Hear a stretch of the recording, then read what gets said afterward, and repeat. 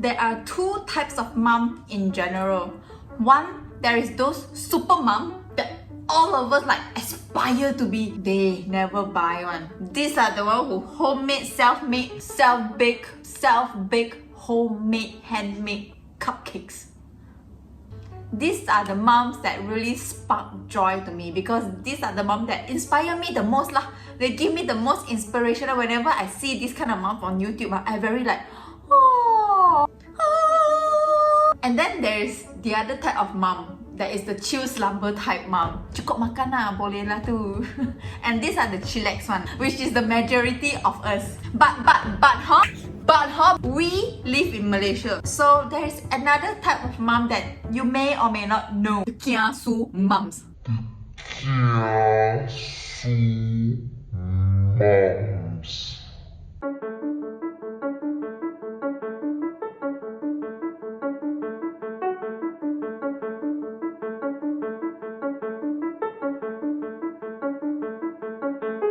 Hey guys, welcome back to the channel. So yes, today we are going to be talking about this super ambitious, overly exaggerated, superly kiasu mom who sends their kid to every extracurricular activities possible, imaginable to anybody. The only time the kids have to themselves is during sleep time.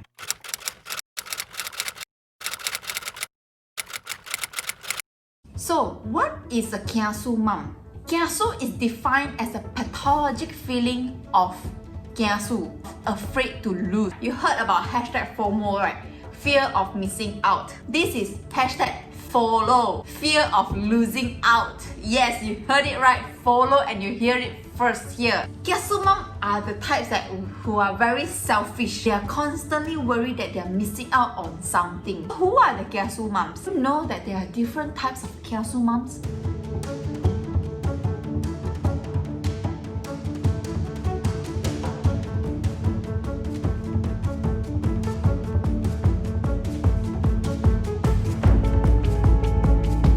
This I just made it up. Even though these moms are usually asymptomatic one, they are asymptomatic one, but with some experience and some tips from me, it is very easy to detect them and to diagnose these moms. Hello, today got homework or not? How many homeworks? Today, have you learned your spelling? How many spelling? How many marks you get?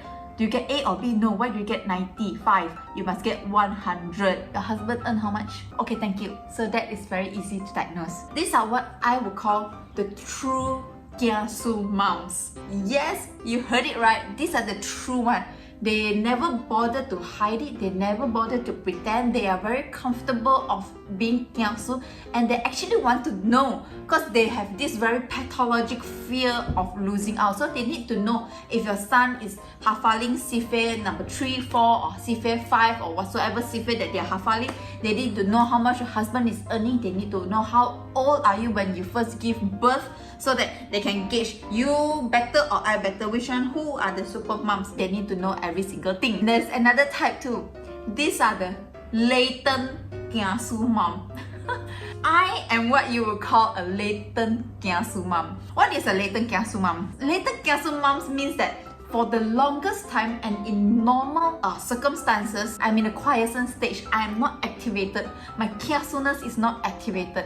And a latent kiasu mom is also quite competitive.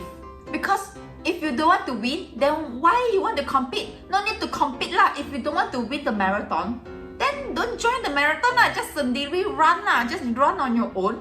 You join the marathon because you want to win, right? To be number 1, 2, 3. Even the finisher means that you finish whole 42 kilometers. Otherwise, then don't join lah. What's the point of you joining a marathon, joining a competition, joining a debate to prove something, right? So these are all what I would call them a healthy competition. And I do not like the feeling of not knowing, because to me, knowledge is power.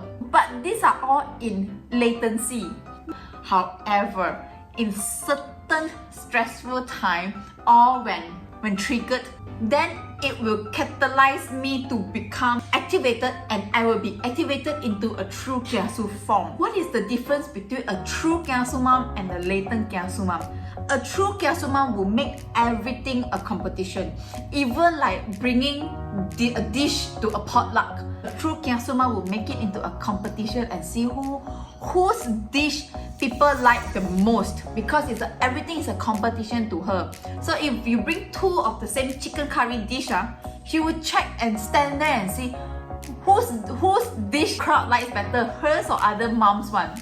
So that is a true Kiasu Mom. Being competitive doesn't mean that you are a sore loser.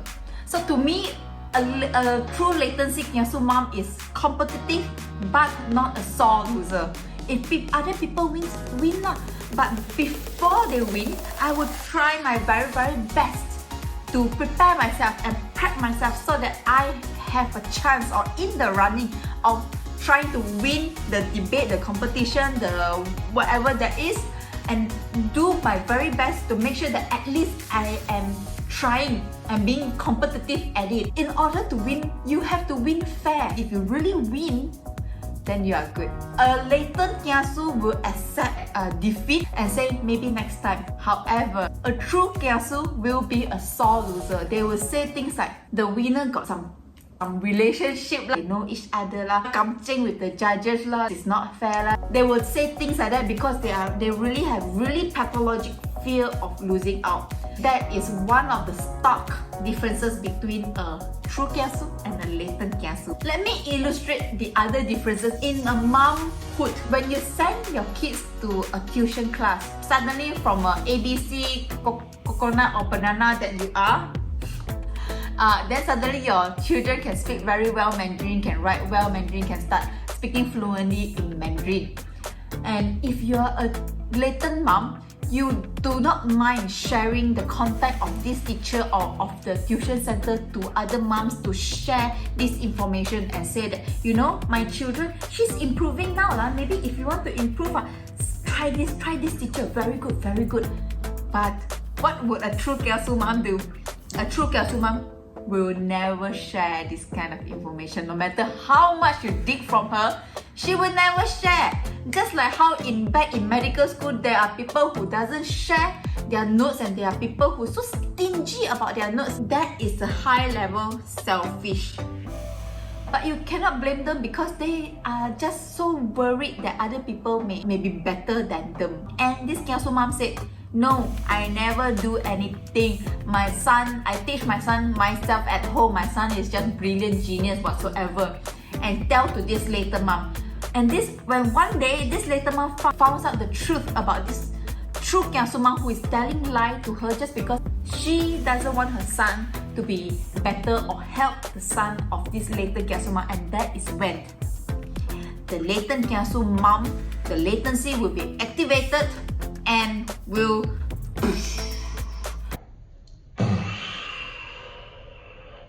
become a true Kiasu Mom also, because this is activated already. When latency activated, latent TB activated to active TB, very hard to control.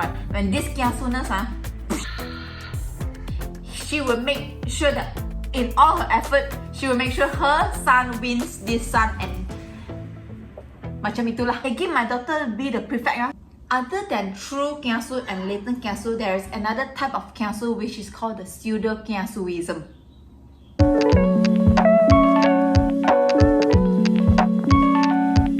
Pseudo Kiasuism is when someone who is not Kiasu but accused as being Kiasu.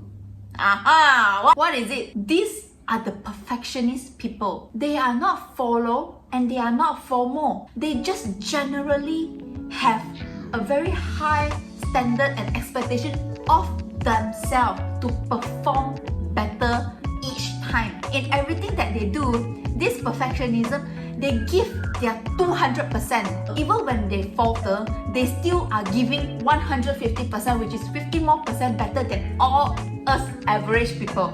This kind of people, they can never accept burnt cheesecake. No, burnt cheesecake doesn't make sense to them.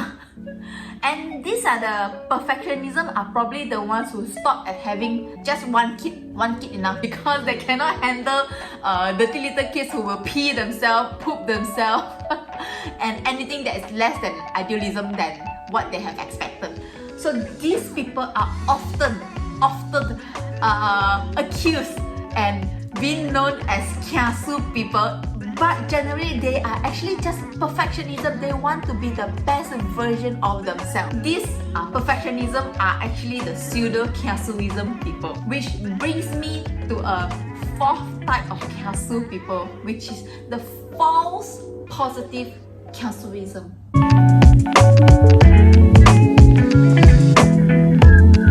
What does this mean? This is when a type A personality people who exhibit too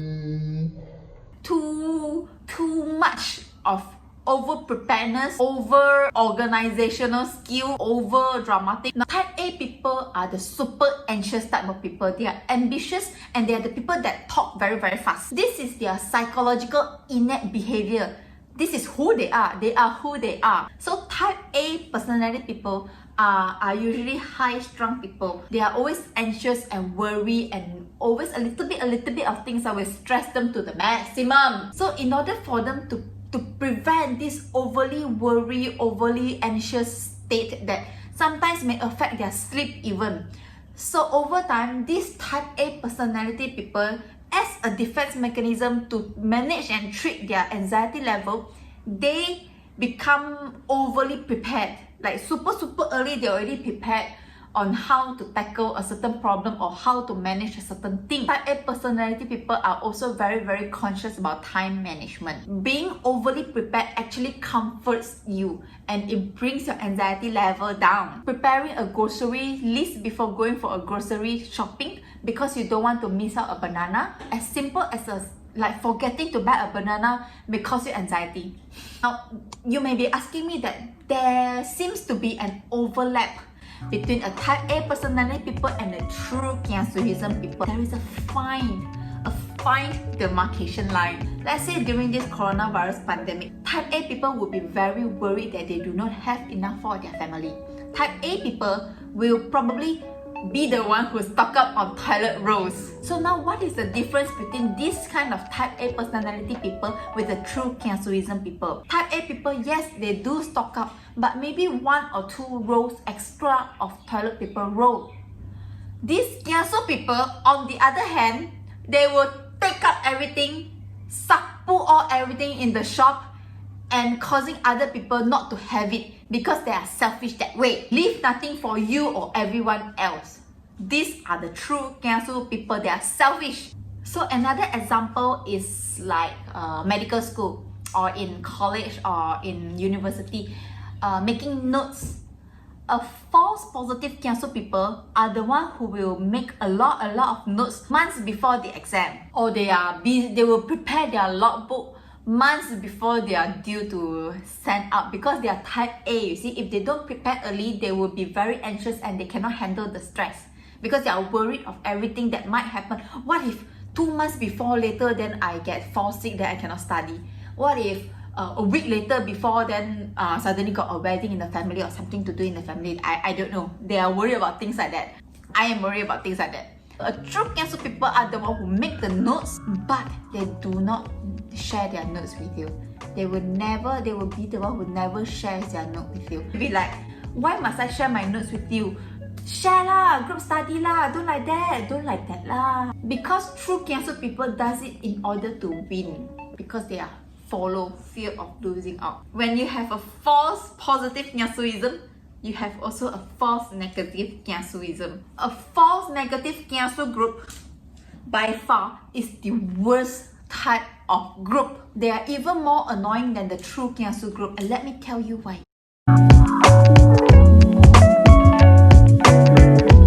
Because while the true Kiasu people, they act very openly as a true Kiasu people, they are just very Kiasu, very selfish, very very formal. But these false negative Kiasu people are the one that acts and hides among us, pretending not to be Kiasu, but actually they are the worst. They are the most Kiasu people, and they didn't want people to know that they are Kiasu. These are the false negative Kiasu people. And personally, to me, these are the most despicable type of Kiasu people in the whole wide world. And these are the group of people who will be sitting in the group of people and accusing the pseudo Kiasuism of being Kiasu, and these are the one who will be like pointing out the false positive people are Kiasu. Because really, if you are not Kiasu yourself, other people being overly prepared, being overly organized, being overly systematic,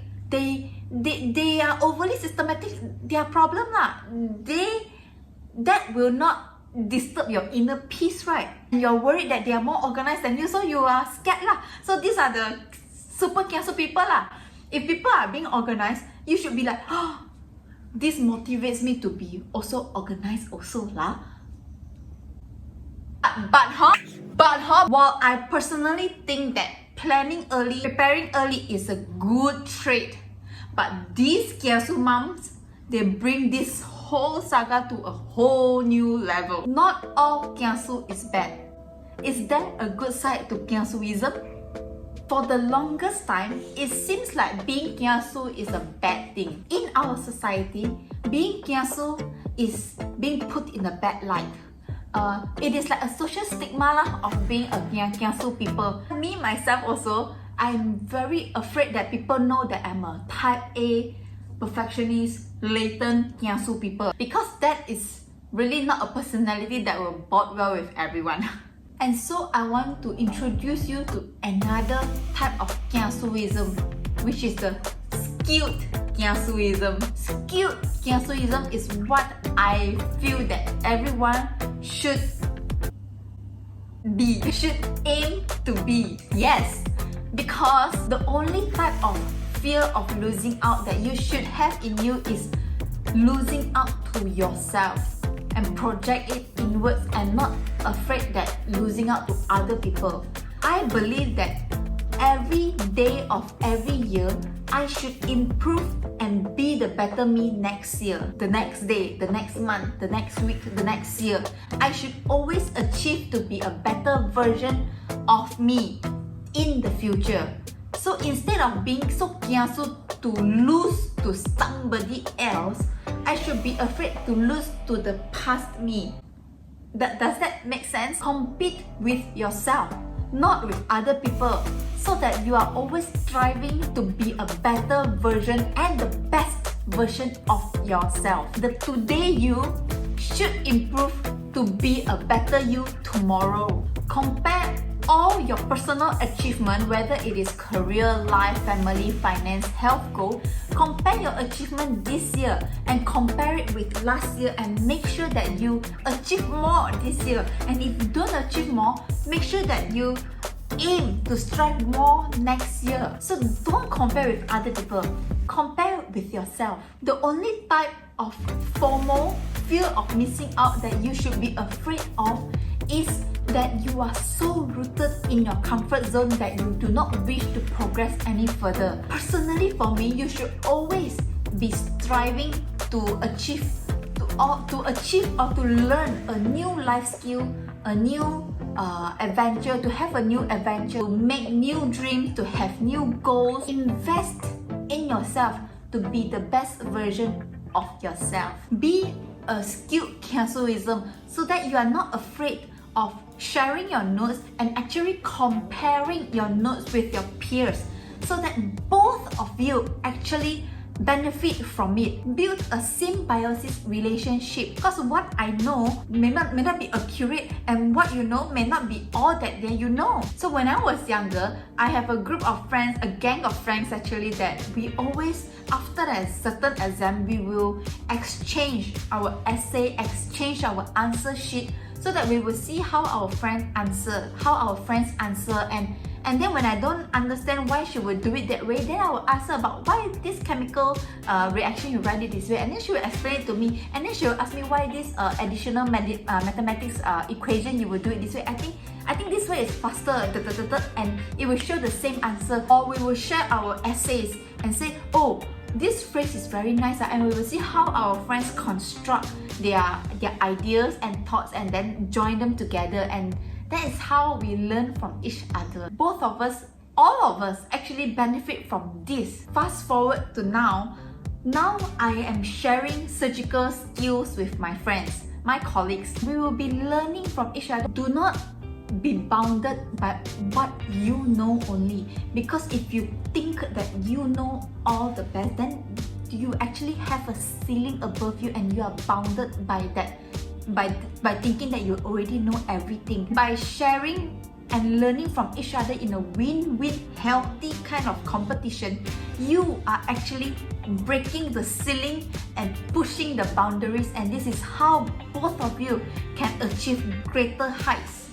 This way, never look into your neighbor's plate unless it is to check whether they have enough. So you know what? Be a kiasu. Don't worry about being a kiasu. Be a skilled kiasu.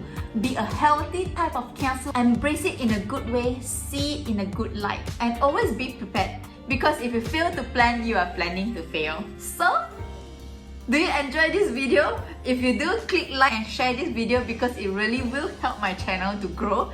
And what type of kiasu are you? Are you a true kiasu, latent kiasu, false positive, false negative, or are you aiming to be a skilled kiasuism? Do you agree with what I say? And I hope you get to identify the false negative kiasu, toxic people, negative people in your life, so that you can be wary of them. And I hope we can change the social stigma and let us all be a skilled kiasu type, be a healthy type. Let us all continue to progress together. And remember to subscribe because next week I'll be talking about the cheap mom, and I hope you will enjoy that too. So click here to watch how to be a happy mom, and click here if you want to know what's in my working bag. I hope you enjoy. Bye!